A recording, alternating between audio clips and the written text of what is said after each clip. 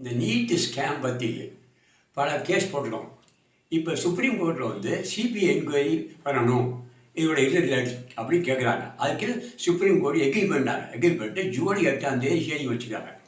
இப்போ இந்த NEET supreme court என்ன பண்ணியிருக்குன்னா, இந்த கிரேஸ் மார்க்கை வித்ட்ரா பண்ணிட்டாங்க.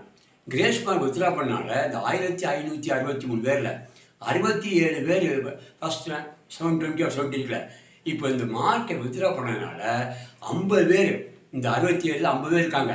அது ஆட்டோமேட்டிக்காக அடிவாங்கி அந்த 50 பேர் ஃபஸ்ட் மார்க் வாங்க முடியாது, அது குறைஞ்சிருது.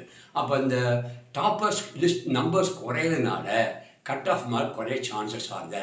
அடுத்து என்ன, இப்போ இந்த போன வருஷத்தை கம்பேர் பண்ணும்போது இந்த வருஷம் பார்த்திங்கன்னா எப்பயுமே இந்த நீட்டு ரேங்க் வச்சு தான் எம்பிபிஎஸ் அட்மிஷன். போன வருஷம் 715 இருக்கும்போது 4வது ரேங்க் இருந்துச்சு.